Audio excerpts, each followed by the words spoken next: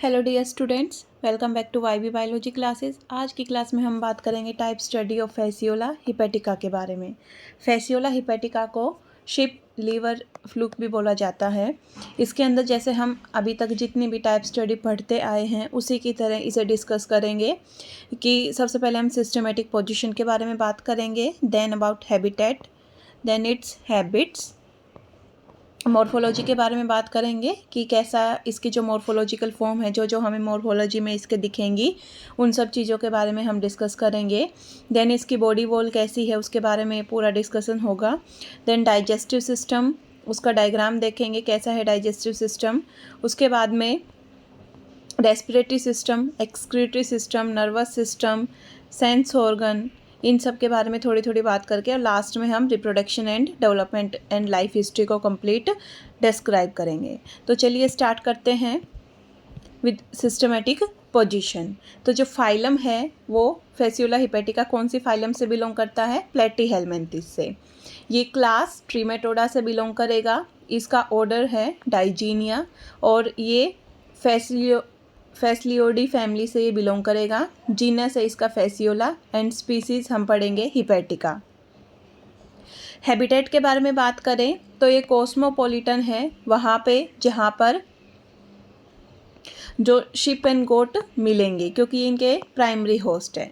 तो ये कॉस्मोपॉलिटन है, डिस्ट्रीब्यूशन में पूरे वर्ल्ड वाइड मिलते हैं, लेकिन जनरली उन वाले एरिया में ये ज़्यादा पाए जाएंगे जहाँ पर वेट पास्चुरीज प्रेजेंट है, क्योंकि यहाँ इन वेट जो पास्चुरीज हैं, जहाँ जो एरिया हैं, जो पॉन्ड्स हैं, वहाँ पर स्नेल मिलेंगे और स्नेल है इनके इंटरमीडिएट होस्ट। तो इनके अभी हमने दो होस्ट के बारे में बात की कि जो शिप एंड गोट हैं वो इसके प्राइमरी होस्ट हैं और जो स्नेल है वो इसका सेकेंडरी होस्ट है, इंटरमीडिएट होस्ट है। तो उस हिसाब से इनकी जो लाइफ साइकिल है वो कैसी हुई?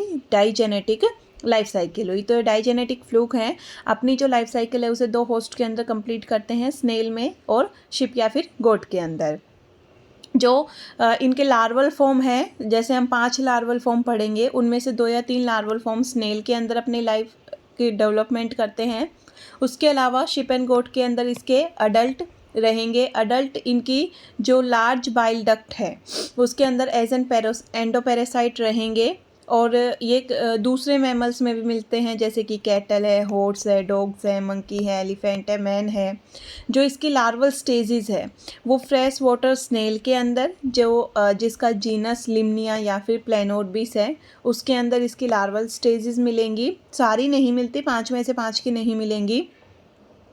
और जो ये लिम्निया या फिर प्लेनोरबिस जो जीनस के स्नेल हैं, ये एज एन इंटरमीडिएट होस्ट काम करेंगे।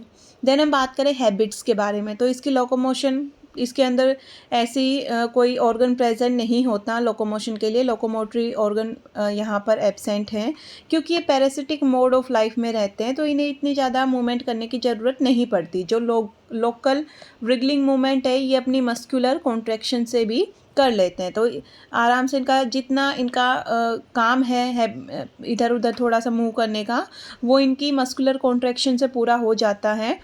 तो इनकी रिक्वायरमेंट इतनी नहीं पड़ती इन्हें लोकोमोट करने की, क्योंकि ये होस्ट के अंदर रह रहे हैं, एज एन पैरासाइट रह रहे हैं। तो जब भी इन्हें मूव करना होगा ये बॉडी फ्लूइड के थ्रू मूव कर जाएंगे।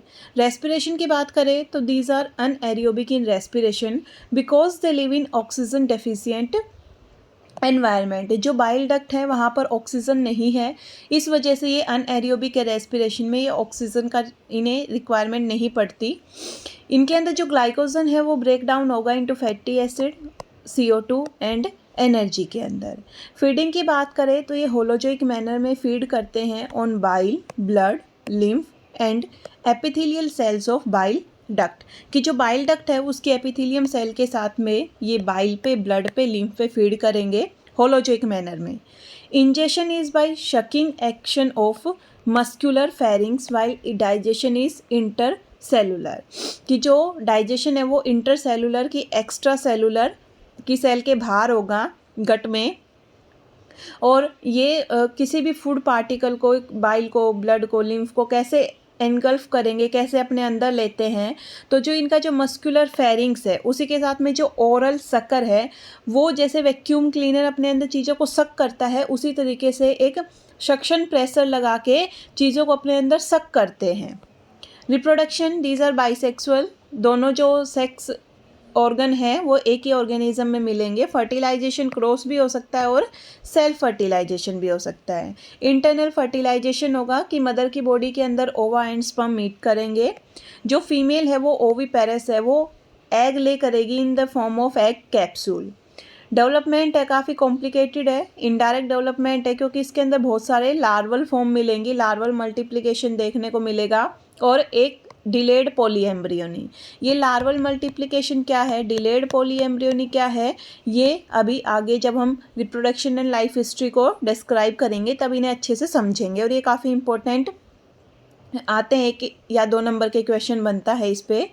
देन हम बात करें मॉर्फोलॉजी की, तो मॉर्फोलॉजी की बात करने से पहले हम एक बार इसका डायग्राम देख लेते हैं। फेसियोला हिपेटिका की ये एक्सटर्नल मॉर्फोलॉजी का डायग्राम है। इसके सबसे टिप पे यहाँ पर हमें माउथ दिखाई देगा, उसके नीचे ओरल सकर है। इसकी जो बॉडी है वो 2 पार्ट में डिवाइडेड है कि एक तो ये जो ऊपर वाला कोनिकल, इस तरीके का जो कोनिकल पोर्शन दिख रहा है वो है हेड लोब, इसे ओरल लोब भी नाम देते हैं। हेड लोब में 2 पार्ट मिलते हैं, माउथ प्लस ओरल सकर। इसके साथ में जो ये पूरा इतना बड़ा पार्ट हमें दिखाई दिया, ये इसका पोस्टीरियर रीजन है बॉडी का, जिसके अंदर हमें जेनाइटल ओपनिंग, यहाँ पर वेंट्रल सकर, जस्ट बॉडी के बीच में जो मिडल पार्ट है उसके बीचों बीच में वेंट्रल सकर, जिसे हम एसिटाबुलम भी नाम देते हैं, उसके जस्ट ऊपर गोनोपोर, जेनाइटल ओपनिंग, और सबसे एंड जो पोस्टीरियर मोस्ट रीजन पे एक्सक्रीटरी पोर। ये इसकी बॉडी का वेंट्रल व्यू है। अगर हम इसे उल्टा करें तो ऊपर डोर्सल साइड, जो इसकी ऊपर वाली साइड है डोर्सल साइड, उसके ऊपर एक ल्यूरल्स कैनाल की ओपनिंग हमें मिलती है, जो कि सिर्फ ब्रीडिंग सीजन में देखने को मिलेगी। तो ये सिंगल ओपनिंग है जो इसकी डोर्सल साइड में प्रेजेंट है। मोस्ट ऑफ इसकी ओपनिंग कहाँ पे, वेंट्रल साइड में प्रेजेंट है। तो ये इसकी मॉर्फोलॉजिकल फॉर्म का डायग्राम है। अब इसकी हम थ्योरेटिकल फॉर्म देखते हैं कि जो हमने ये डायग्राम देखा इसे हम थ्योरी में कैसे लिखेंगे और क्या क्या लिखेंगे। तो मॉर्फोलॉजी की बात करें, shape, size, colour and symmetry, क्या क्या कैसा शेप होगी, कैसा साइज़ है, कैसा कलर है, क्या सिमेट्री है। तो सिमेट्री की बात करें तो ये बायलेटरल है सिमेट्री में, कि एक पर्टिकुलर पोर्शन से, मतलब एक जो प्लेन है उससे अगर हम कट करेंगे तो जो बॉडी है वो 2 इक्वल हाफ में डिवाइड होगी। कलर इनका डार्क ब्राउन कलर के दिखते हैं, ये इनकी बॉडी की डायमेंशन है। साइज़ है कि 18 to 30 mm ये लॉन्ग मिलेंगे, 4 to 15 mm ये ब्रॉड चौड़े मिलेंगे। इनकी जो बॉडी की शेप है वो leaf like dorso ventrally flat, की ऊपर और नीचे से बिल्कुल फ्लैट है और ओवल शेप्ड है, जो कि मिडल ऑफ द बॉडी इनकी वाइडेस्ट मिलेगी। बॉडी पार्ट, इसकी जो कंप्लीट बॉडी है वो 2 पार्ट में डिवाइडेड है, head lobe and posterior part. अभी हमने डायग्राम में भी देखा, जो हेड लोब है उसे हम oral lobe, cephalic cone, cephalic मतलब हेड, और एपिकल कॉन नाम देते हैं। ये काफ़ी वेल डेवलप्ड कॉनिकल प्रोजेक्शन है, एंटीरियर मोस्ट एंड पे बॉडी के प्रेजेंट है। इसके पास 2 स्ट्रक्चर होते हैं, डायग्राम में अभी हमने डिस्कस भी किया था, माउथ एंड ओरल या फिर एंटीरियर सकर। जो माउथ है वो ट्रायंगुलर शेप माउथ है, बॉडी के वेंट्रल साइड पे प्रेजेंट है, और इंजेक्शन के लिए कि जो फूड पार्टिकल है उन्हें अंदर बॉडी में डालने के लिए, गट रीजन में डालने के लिए माउथ प्रेजेंट होता है।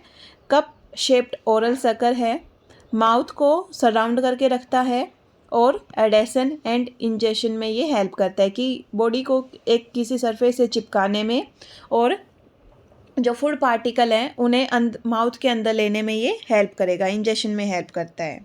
देन अगर हम बात करें पोस्टीरियर पार्ट की, तो ये पूरी बॉडी का लॉन्गर पोर्शन है। इसके अंदर वेंट्रल सकर, जिसे हम एसिटाबुलम नाम देते हैं, और 3 अपर्चर प्रेजेंट होते हैं, 3 होल छेद प्रेजेंट होते हैं, ओपनिंग प्रेजेंट होती है। जेनाइटल अपर्चर, जिसे गोनोपोर भी बोलते हैं, एक्सक्रीटरी पोर, जिसे नेफ्रिडियोपोर भी नाम देते हैं, और ल्यूरल्स कैनाल की ओपनिंग ऑन डोर्सल साइड। इसके अलावा स्पिक्यूल या फिर स्केल्स भी प्रेजेंट होते हैं। जेनाइटल अपर्चर या फिर गोनोपोर की बात करें तो ये स्मॉल साइज़ का सर्कुलर अपर्चर है। एक्सक्रीटरी पोर भी स्मॉल साइज़ का सर्कुलर अपर्चर है। ल्यूरल कैनाल भी स्मॉल साइज़ का सर्कुलर अपर्चर है। और जो गोनोपोर है वो वेंट्रल साइड पे प्रेजेंट है। एक्सक्रीटरी पोर है वो भी वेंट्रल साइड पे प्रेजेंट है। ल्यूरल्स कैनाल की ओपनिंग डोर्सल साइड पे प्रेजेंट है। ये एसिटाबुलम के जस्ट फ्रंट में प्रेजेंट मिलेगा। ये जो बॉडी की सबसे पोस्टीरियर एंड है वहाँ पर प्रेजेंट मिलेगा। जो एक्सक्रीटरी पोर है वो लॉन्जिट्यूडनल एक्सक्रीटरी कैनाल का आउटलेट है, एक्सक्रीशन में हेल्प करता है। और जो जेनाइटल अपर्चर है गोनोपोर है वो फर्टिलाइजेशन में, रिप्रोडक्शन में हेल्प करता है। जो ल्यूरल्स कैनाल है वो हमें सिर्फ ब्रीडिंग सीजन में देखने को मिलेगी।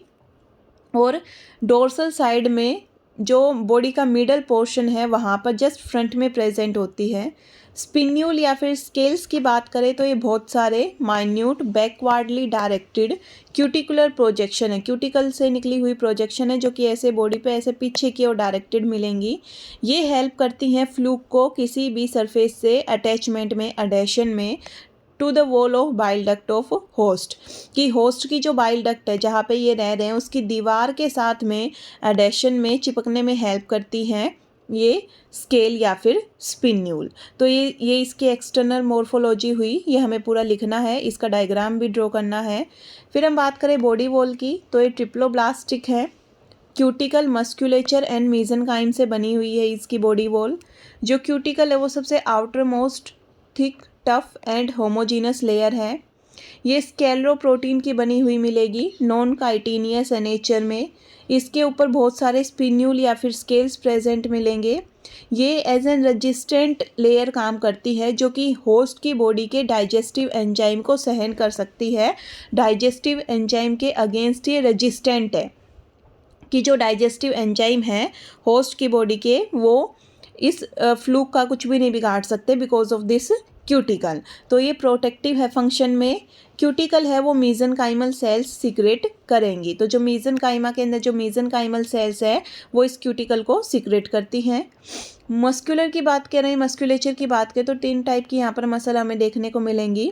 जो सबसे आउटर लेयर है वो सर्कुलर मसल की बनी हुई है, मिडल वाली लेयर है वो लॉन्जिट्यूडनल मसल फाइबर की बनी हुई है, और जो सबसे इनर लेयर है वो ओब्लिक मसल फाइबर की बनी हुई है। क्यूटिकल और मस्कुलेचर दोनों के बीच में एक मेम्ब्रेन होती है जिसे हम बेसमेंट मेम्ब्रेन नाम देते हैं। जितनी भी ये मसल फाइबर हैं ये स्मूथ मसल फाइबर हैं।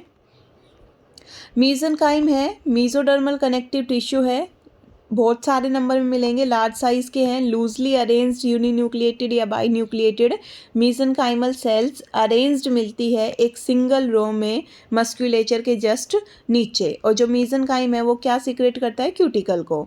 अब फंक्शन क्या है इसके बॉडी वॉल के, प्रोटेक्टिव है फंक्शन में, डाइजेस्टिव जो एंजाइम है होस्ट के उनसे प्रोटेक्शन करता है।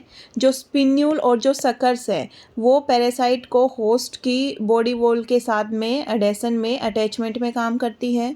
जो मस्कुलेचर है वो लोकोमोशन में काम करेगा। बॉडी वॉल इसे एक डेफिनेट शेप प्रोवाइड करवाती है। जो मीजनकाइम है वो इंटरनल ऑर्गन के बीच का जो स्पेस है उसे फिल करेगी, तो एज एन पैकेजिंग मटेरियल की तरह काम करती है। ये ग्लूकोज और कुछ अमाइनो एसिड के एब्जॉर्प्शन में भी हेल्प करेगी, और जो नाइट्रोजिनस वेस्ट मटेरियल है उसके एक्सक्रीशन में भी हेल्प करती है, और रेस्पिरेशन में भी हेल्प करती है, गैसियस एक्सचेंज के में भी हेल्प करती है। तो फंक्शन क्या क्या हुए, protection, adhesion, locomotion, definite shape, internal organ, packaging material की तरह, इंटरनल ऑर्गन के चारों ओर पैकेजिंग मटेरियल की तरह काम करती है, और absorption of food, excretion and respiration में ये हेल्प करती है। देन हम बात करें पेरेन्काइमा, तो जो पेरेन्काइमा है वो बॉडी वॉल का ही एक पार्ट है। सिंसीटियल मतलब कि multi nucleated network of branched fibres present होते हैं फ्लूइड फिल्ड स्पेस में बिटवीन द इंटरनल ऑर्गन। जो पेरेन्काइमा है उसके अंदर कुछ फॉर्मेटिव सेल्स प्रेजेंट होते हैं, और जो फॉर्मेटिव सेल्स है ये गोनेड की फॉर्मेशन करते हैं ऑन सेक्सुअल मैच्योरिटी। फंक्शन की बात करें कि what is the function of parenchyma, internal organs के बीच बीच में पेरेन्काइमा प्रेजेंट है, तो जो इंटरनल ऑर्गन के बीच का जो स्पेस है उसे फिल करने का काम करता है पेरेन्काइमा, और सेक्सुअल मैच्योरिटी पे ये गोनेड्स में कन्वर्ट होगा। टर्जिडिटी प्रोवाइड करवाता है, बॉडी को एक पर्टिकुलर शेप देगा, और ये जो ग्लाइकोजन है उसे as a reserve food material store करने का काम करेगा। अब जो ये बॉडी वॉल के बारे में हमने ये पूरा पढ़ा, इसका हम डायग्राम देखते हैं, उसके बाद हम डाइजेस्टिव सिस्टम का डायग्राम देखेंगे और फर्दर उसे एक्सप्लेन करेंगे।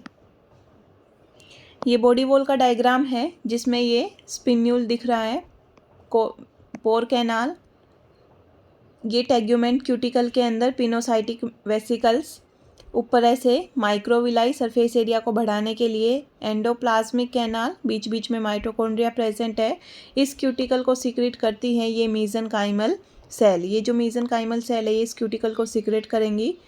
बेसमेंट मेम्ब्रेन प्रेजेंट है, सर्कुलर मसल्स, लॉन्जिट्यूडनल मसल्स और जो मीजनकाइम सेल है इनके अंदर Golgi complex, nuclear membrane, nucleus, mitochondria, endoplasmic reticulum present है। ये टेग्यूमेंट सीक्रेटिंग मीजनकाइमल सेल है और ये पूरा ये ऐसे मीजनकाइम पूरा फैला हुआ है। ये है बॉडी वॉल का डायग्राम। अब हम बात करते हैं डाइजेस्टिव सिस्टम की। तो डाइजेस्टिव सिस्टम के अंदर माउथ आता है, माउथ, उसके चारों ओर ऐसे ओरल सर्कल, देन ईसोफेगस, उसके चारों ओर ऐसे मस्कुलर फेरिंग्स, जो ईसोफेगस है वो लीड करेगी इंटेस्टाइन में। इनकी जो इंटेस्टाइन है वो इमीडिएटली 2 लिम्ब में ऐसे या फिर रेमे में डिवाइडेड मिलेगी। इन इंटेस्टाइनल लिम्ब से ऐसे आउटर साइड में प्रोजेक्शन निकली हुई हैं जिन्हें हम नाम देते हैं सीके, और इन सीके की वजह से ही जो इसका डाइजेस्टिव सिस्टम है, जो इंटेस्टाइन है, वो पूरी बॉडी में फैली हुई है, जो कि सर्कुलेटरी सिस्टम की कमी को पूरा करने का काम करेगी। यहाँ पर ये गोनोपोर एसिटाबुलम दिखा रखा है। अब इस पूरे जो डाइजेस्टिव सिस्टम है इसे हम एक्सप्लेन करते हैं। ये हमने इसका डायग्राम देखा, आपको इसका ऐसा ही डायग्राम बनाना है। अब इसे हम एक्सप्लेन करते हैं डाइजेस्टिव सिस्टम को। अब हम डाइजेस्टिव सिस्टम को डिस्क्राइब करते हैं। जो अभी हमने डायग्राम देखा उसका पूरा हम डिस्क्रिप्शन देखते हैं। जो फेसियोला हेपेटिका का डाइजेस्टिव सिस्टम है उसकी जो एलिमेंट्री कैनाल है वो कैसी है, इनकम्प्लीट एलिमेंट्री कैनाल है। इनकम्प्लीट एलिमेंट्री कैनाल से हमारा क्या मतलब है कि भाई कोई एनस प्रेजेंट नहीं है, यहाँ पर एक सिंगल ओपनिंग है, ऐसे बैग लाइक की सिंगल ओपनिंग है जो कि माउथ और एनस दोनों की तरह ही एक्ट करता है। इंजेशन और इजेशन दोनों के लिए एक सिंगल ओपनिंग प्रेजेंट है। ऐसी एलिमेंट्री कैनाल को हम क्या नाम देते हैं, इनकम्प्लीट एलिमेंट्री कैनाल। जो इनकी एलिमेंट्री कैनाल है उसमें mouth, buccal cavity, pharynx, oesophagus and intestine ये पार्ट प्रेजेंट है। माउथ के बारे में हम ऑलरेडी बात कर चुके हैं। बक्कल कैविटी माउथ को फेरिंग्स से जोड़ती है कि जो भी खाना है माउथ का वो फेरिंग्स में थ्रू बक्कल कैविटी आएगा। स्मॉल साइज्ड की है, फनल शेप्ड है। देन फेरिंग्स स्मॉल साइज है, ओवल शेप्ड है और थिक वॉल्ड है। इसकी जो वॉल है वो काफ़ी फेरेंजियल ग्लैंड, उस वॉल के अंदर यूनिसेलुलर फेरेंजियल ग्लैंड्स प्रेजेंट है। ईसोफेगस है वो शॉर्ट है, नैरो है, पतली ईसोफेगस है और थिन वॉल्ड है, ट्यूबुलर पार्ट है, ट्यूब जैसी है। फिर इंटेस्टाइन है वो इसकी बॉडी का एलिमेंट्री कैनाल का सबसे लंबा पार्ट है, लॉन्गेस्ट पार्ट है इंटेस्टाइन। इमीडिएटली जो इंटेस्टाइन है वो 2 लिम्स में या फिर क्रूरा में डिवाइड होगा। हर एक जो लिम्ब है वो पूरी बॉडी में पीछे की ओर एक्सटेंड करेगी और पोस्टीरियर एंड पे आके वो ब्लाइंडली एंड हो जाएगी। जो इसकी ये जो लिम्ब है, इन लिम्ब से बहुत सारी इरेगुलर ब्रांचेस निकलती हैं जिन्हें हम डाइवर्टिकुली या फिर सिक्के नाम देते हैं। दोनों साइड में बॉडी की जो लेंथ है उसके दोनों साइड में जो सिक्के है, आउटर साइड की जो सिक्के हैं वो लार्जर मिलेंगी, फर्दर वो और उनमें ब्रांचिंग मिलती है, सेकेंडरी एंड टर्शियरी सिक्के फर्दर इनके ब्रांचेस मिलती हैं। जो इनर साइड की सिक्के है वो सिंपल और स्मॉल साइज्ड है। ये लाइंड मिलती है by glandular columnar epithelial cells. Much branched intestine increase surface area for distribution of food, so compensate absence of circulatory system। कि अभी हमने बात की थी कि जो ये सीके प्रेजेंट है पूरी बॉडी में, जो इसकी इंटेस्टाइन फैली हुई है ब्रांच्ड फॉर्म में, ये फूड के डिस्ट्रीब्यूशन के लिए परफेक्ट है। सरफेस एरिया पूरा फैला हुआ है तो पूरी बॉडी में फूड का जो डिस्ट्रीब्यूशन है वो हो जाएगा। इसलिए ये जो सर्कुलेटरी सिस्टम की कमी है उसे पूरा करती है। अगर हम बात करें हिस्टोलॉजी की, तो जो एलिमेंट्री कैनाल है ईसोफेगस तक का जो पार्ट है वो क्यूटिकल से लाइंड है, कि यहाँ तक का जो पार्ट है ऊपर वाला ये सारा क्यूटिकल से लाइंड है, तो इसे हम बोलते हैं फोरगट। और जो इंटेस्टाइन एंड इंटेस्टाइनल सीके हैं वो कोलुमिनार एपिथेलियम से लाइंड है, कि जो उनकी दीवार है वो कोलुमिनार एपिथेलियम की बनी हुई है, इसे हम बोलते हैं मिडगट। फिजियोलॉजी की बात करें तो ये खाना क्या खाते हैं, फूड क्या है इनका, bile, blood, lymph, epithelial cells of duct के ऊपर ये फीड करते हैं। इंटेस्टाइन की बात करें, इंजेक्शन की बात करें तो होलोजोइक मैनर में अपने खाने को माउथ के थ्रू अंदर लेंगे, और जो ओरल सकर है उसके साथ में मस्कुलर फेरिंग्स दोनों मिलके सक्टोरियल एपरेटस का काम करते हैं कि फूड को सकिंग एक्शन के थ्रू अंदर लिया जाएगा। जो डाइजेशन है वो इंट्रासेलुलर या फिर एक्स्ट्रा सेलुलर डाइजेशन इनका, कि सेल के बाहर डाइजेशन होगा। जो इंटेस्टाइनल सीके हैं उनके अंदर ग्लैंडुलर सेल्स प्रेजेंट होती हैं, ये ग्लैंडुलर सेल सीक्रेट करती हैं डाइजेस्टिव जूस को। इस डाइजेस्टिव जूस के अंदर all 3 kind of digestive enzymes present होते हैं, कि कार्बोहाइड्रेट को डाइजेस्ट करने वाले भी, प्रोटीन को डाइजेस्ट करने वाले भी, और लिपिड को डाइजेस्ट करने वाले भी, तीनों तरीके के डाइजेस्टिव एंजाइम यहाँ पर प्रेजेंट होते हैं। एब्जॉर्प्शन एंड डिस्ट्रीब्यूशन के बारे में बात करें तो जो डाइजेस्टेड फूड है वो पूरी बॉडी में डिस्ट्रीब्यूट किया जाएगा डिफ्यूज़न की प्रोसेस के through parenchyma, then distributed to other organs. Much branched intestine help करती है फूड को पूरी बॉडी में डिस्ट्रीब्यूट करने में। जो मोनोशुगर्स हैं जैसे कि जो ग्लूकोज है, फ्रक्टोज है, वो directly through general body surface, जो टेग्यूमेंट है उसमें बहुत सारी माइक्रोविलाई हैं, उनसे डायरेक्ट एब्जॉर्ब कर लिया जाएगा। जो फूड है बचा हुआ उसे स्टोर किया जाता है in the form of glycogen and fat, parenchyma के अंदर, मसल फाइबर के अंदर इन्हें स्टोर किया जाएगा। इजेशन की बात करें कि जो अनडाइजेस्टेड फूड है वो बॉडी से बाहर निकाला जाता है माउथ के through by anti peristalsis movement, as there is no NS, की एनएस नहीं है उसकी कमी को पूरा करने के लिए यहाँ पर एंटी पेरिस्टालसिस मूवमेंट के थ्रू माउथ से ही अनडाइजेस्टेड फूड को बाहर निकाल दिया जाएगा। देन हम बात करें रेस्पिरेटरी सिस्टम की तो ये ऑक्सीजन डेफिशिएंट एनवायरनमेंट में रहते हैं, जिसकी वजह से ये अनएरोबिक हैं, अनऑक्सीबायोटिक रेस्पिरेशन है इनकी। इनके अंदर जो ग्लाइकोजन है वो पहले पायरुविक एसिड में, देन एसिटाइल ग्रुप में, then acetyl CoA, finally fatty acid plus CO2 and energy में ब्रेक डाउन होगा। एक्सक्रीटरी सिस्टम की बात करें तो इनके अंदर प्रोटोनेफ्रिडियल सिस्टम प्रेजेंट होता है। एक्सक्रीटरी सिस्टम के जो मेन एक्सक्रीटरी सिस्टम है वो प्रोटोनेफ्रिडियल सिस्टम प्रेजेंट है। जो प्रोटोनेफ्रिडियल सिस्टम है वो बहुत सारी माइक्रोस्कोपिक फ्लेम सेल का बना हुआ है, और इन फ्लेम सेल को हम प्रोटोनेफ्रिडिया, फ्लेम बल्ब, सोलेनोसाइट भी बोलते हैं। जो ये फ्लेम सेल है ये एक्सक्रीशन एंड ऑस्मो रेगुलेशन से रिलेटेड है। 2 पार्ट में डिवाइडेड है ये फ्लेम सेल। जो इनका एक्सक्रीटरी सिस्टम है, flame cell and longitudinal excretory canal.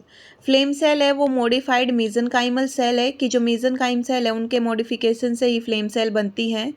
पूरी बॉडी के जो मीजनकाइम है उसमें डिस्ट्रीब्यूटेड मिलेगी इन ए स्पेसिफिक मैनर, जिसे हम क्या बोलते हैं, फ्लेम सेल पैटर्न बोलते हैं। डायग्राम में ये चीज़ और अच्छे से समझ में आएगी। हर एक जो फ्लेम सेल है वो एक इरेगुलर शेप्ड की, क्लब शेप की है, and having an intracellular cavity, और इस फ्लेम सेल के अंदर एक इंट्रासेलुलर सेल के अंदर कैविटी मिलती है। It is characterized by the presence of numerous branch cytoplasmic process, कि इसके अंदर बहुत सारी ऐसे बाहर की ओर यूँ निकली हुई cytoplasmic process, branch cytoplasmic process मिलती हैं, जिन्हें हम सूडोपोडियल प्रोसेस भी नाम देते हैं। इसे भी हम डायग्राम में देखेंगे। और जो ये सूडोपोडियल प्रोसेस है ये मीजनकाइम इसके चारों ओर प्रेजेंट होती है। ऐसे मीजनकाइम इसके चारों ओर प्रेजेंट मिलेगी, सराउंडेड बाय मीजनकाइम।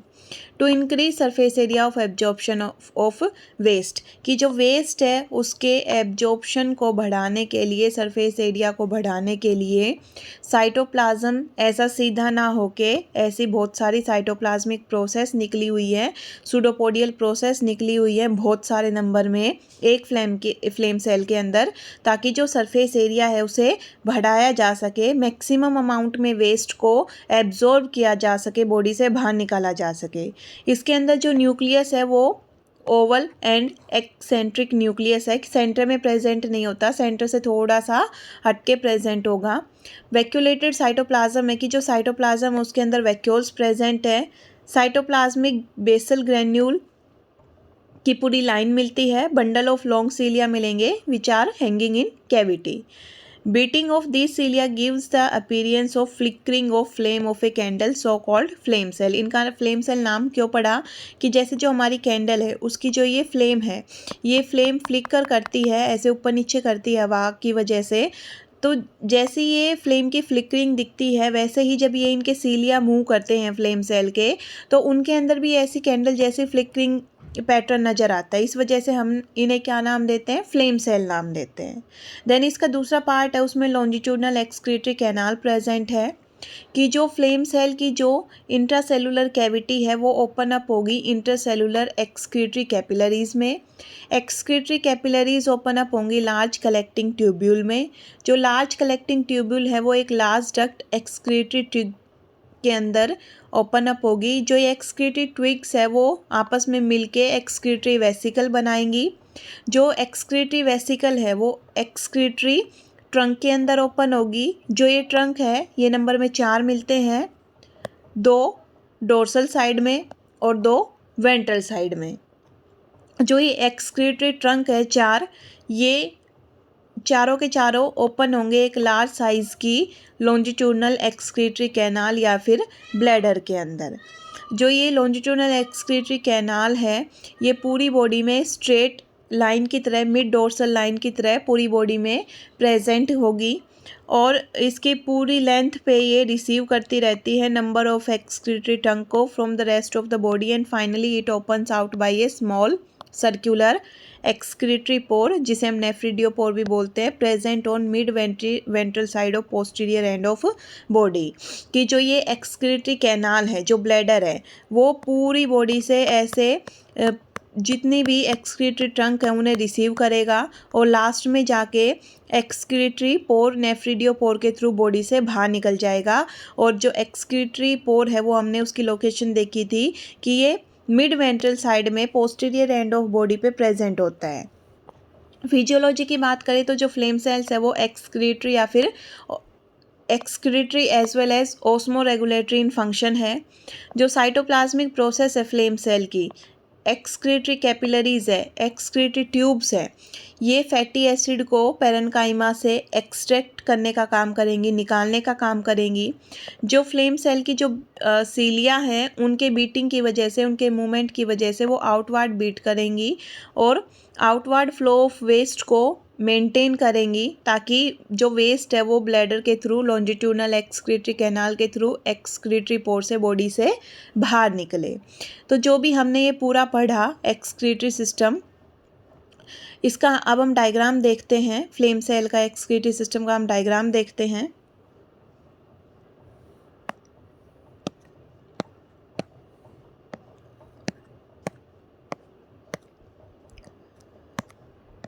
ये है फ्लेम सेल का डायग्राम, आपको ये डायग्राम ड्रॉ करना है। इसके अंदर ये पूरा फ्लेम सेल का डायग्राम है। ये बीच में ऐसे इसेंट्रिक न्यूक्लियस, ये सूडोपोडियल प्रोसेसिस है इसकी।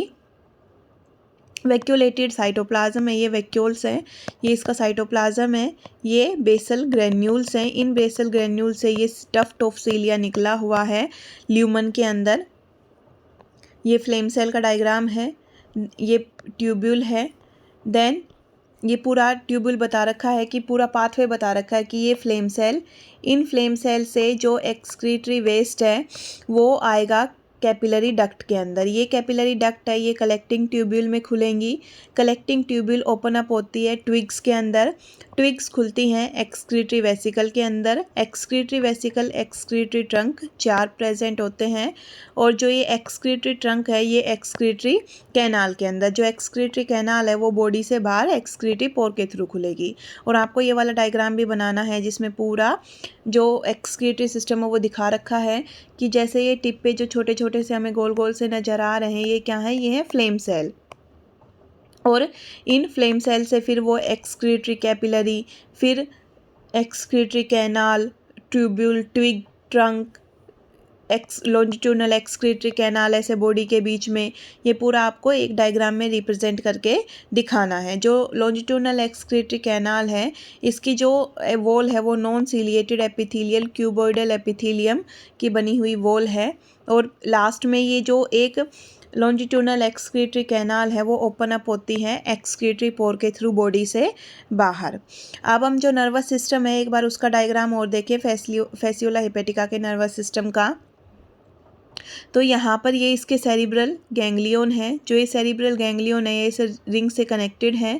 ये एंटीरियर नर्व है, 3 एंटीरियर नर्व मिलती हैं और 3 ही सेरिब्रल ऐसे एक के बीच में 3 सेरिब्रल गैंग्लियन है। नीचे की ओर ये डोर्सल नर्व कोड, ये वाला लेटरल नर्व कोड और ये वेंट्रल नर्व कोड। ऐसे इस साइड में डोर्सल, लेटरल एंड वेंट्रल। तो पेयर्ड मिलते हैं dorsal nerve code, ventral nerve code and lateral nerve code. इनसे ऐसे पेरिफेरल ब्रांचेस और नर्व कोड निकली हुई मिलेंगी। ऐसे ये पेरिफेरल ब्रांचेस हैं जो इनसे निकली हुई है। नर्वस सिस्टम का हमने डायग्राम देखा, उसको हम थ्योरेटिकल फॉर्म में देखते हैं कि जो नर्वस सिस्टम है वो centralised ladder like nervous system है। सेंट्रलाइज मतलब सेंटर में प्रेजेंट है, हेड लोब में प्रेजेंट है। लेडर लाइक नर्वस सिस्टम है, सीढ़ी के जैसा दिखता है, 2 पार्ट से बना हुआ है। कौन से हैं वो 2 पार्ट? एक तो central nervous system and peripheral nervous system. जो सेंट्रल नर्वस सिस्टम है उसमें सेरिब्रल नर्व रिंग या ब्रेन या कॉलर आता है, दूसरा आता है नर्व कोड। जो सेरिब्रल नर्व रिंग या ब्रेन कॉलर है वो रिंग या फिर कॉलर की फॉर्म में है ईसोफेगस के अराउंड। 3 गैंग्लियन से बना हुआ है, 2 सेरिब्रल गैंग्लियन ऐसे साइड में और बीच में होता है एक मीडियन वेंट्रल गैंग्लियन। पीछे की ओर वेंट्रल साइड में है तो मीडियन वेंट्रल गैंग्लियन और 2 सेरिब्रल गैंग्लियन।